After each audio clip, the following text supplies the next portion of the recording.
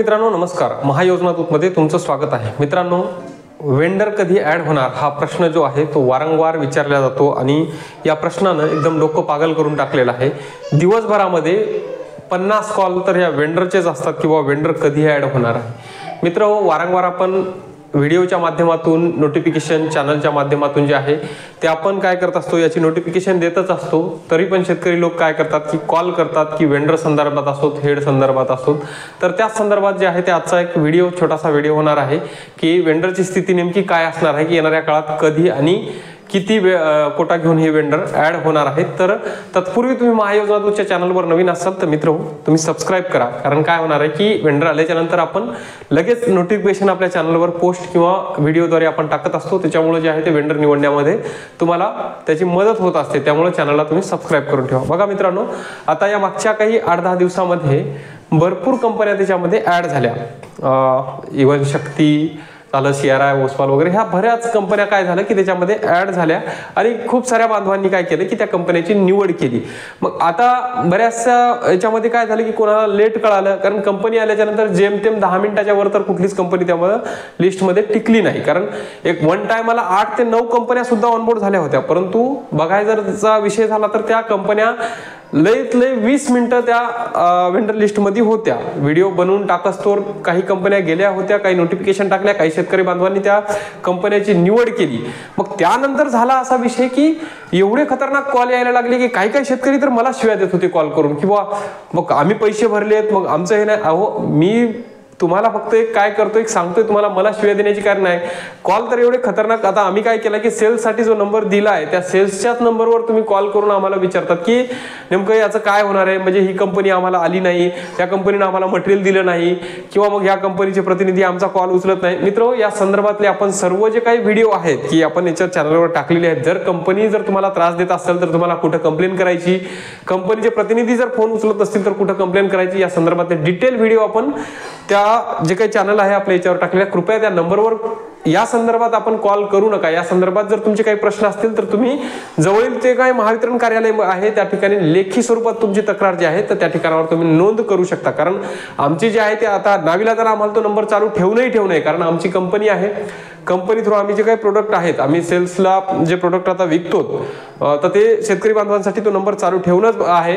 आता बऱ्याचशा वेळा काय होतं की माणसाला ते माहिती, पुरेपूर माहिती तुम्हाला त्या ठिकाणी देऊ शकत नाही, मग तुमची काय होते त्या ठिकाणी तुम्ही चिडतात, मग त्याच्यामुळे काय होतं की एक गैरसमज निर्माण होतो। त्यामुळे जे आहे ते मित्र, तो नंबर जो आहे तो फक्त सेल्स डिपार्टमेंटचा, म्हणजे तुम्हाला जर आमच्याकडून काही वस्तू खरेदी करायची असतील किंवा काही तांत्रिक जर अडचण असेल तरच तुम्ही त्या ठिकाणावर त्या नंबरशी जे आहे ते तुम्ही संपर्क करू शकता। तुम्हाला वेंडर संदर्भात माहिती असो किंवा योजनेसंदर्भात माहिती असो, योजनेच्या तक्रारी संदर्भात माहिती असो, तर ती माहिती तुम्हाला ओनली ही चॅनलवरच मिळणार आहे आणि चॅनलवरूनच तुम्हाला माहिती ती घ्यायची आहे। त्यामुळे हे चॅनल आपलं सबस्क्राईब करून ठेवा।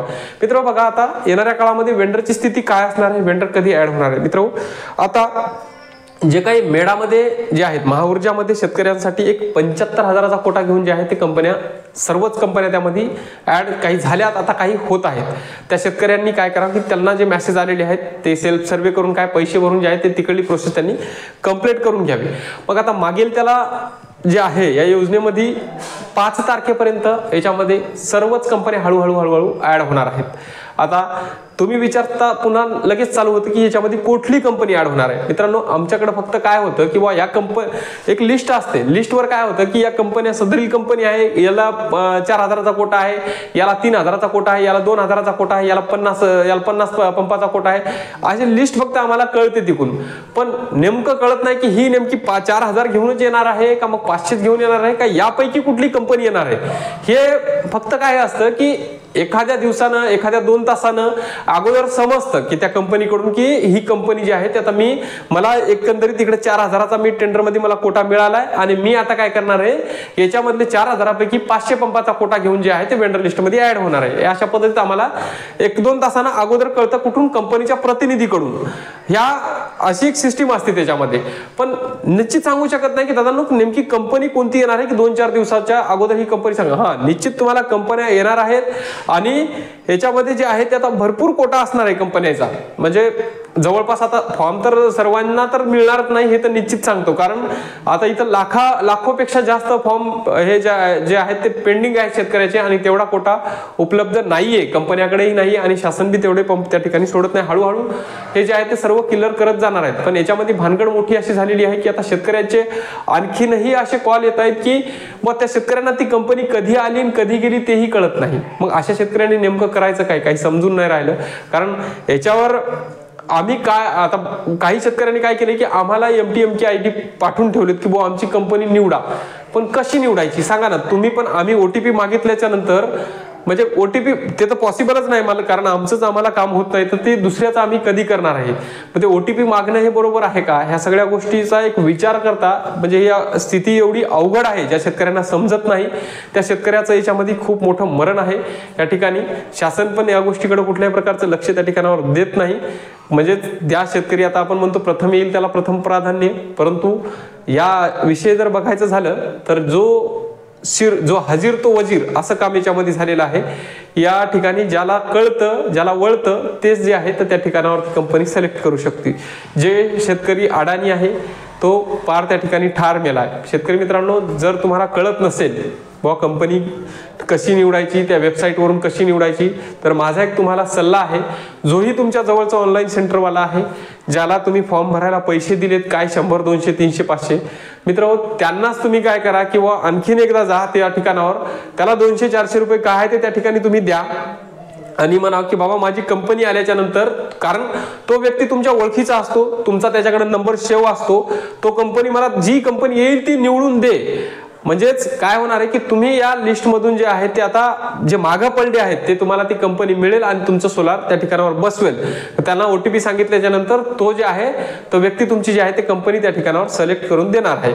आता भरपूर आणखीन एक विषय असा होतो की बाबा म्हणजेच आता कंपनी निवडायची तर नेमकी चांगली कंपनी कुठली. मित्र आता तुम्ही चांगल्या कंपनीच्या जर मागे लागत बसाल तर मला नाही वाटत की तुम्हाला लवकर सोलार मिळेल. 7.5 HP बाबतीमध्ये तुम्ही जी कंपनी V6 मोटर देते त्या कंपनीच्या मागे लागलं तर चालू शकतं, परंतु 3 आणि 5 HP बाबतीमध्ये जे आहे ते तुम्ही कुठलीही कंपनी निवडा. कारण मी सांगतो माझ्या एक्सपिरियन्सवरून, माझी स्वतःची मॅन्युफॅक्चरिंग आहे, आम्ही म्हणजे सर्वच कंपन्या एकाच माळाचे मणी आहेत. आता सांगायचं काही काम नाही तुम्हाला, तुम्ही चांगलं समजू शकता, कारण सगळं मटेरियल एकच आहे, फक्त मॅटर करते त्याची सर्व्हिस. याच गोष्टीवर तुम्हाला लक्ष देणं आहे आणि मटेरियल जर व्यवस्थित तुम्ही वापरलं तर कंपनीकडे तुम्हाला सर्व्हिससाठी सुद्धा जायची गरज पडणार नाही.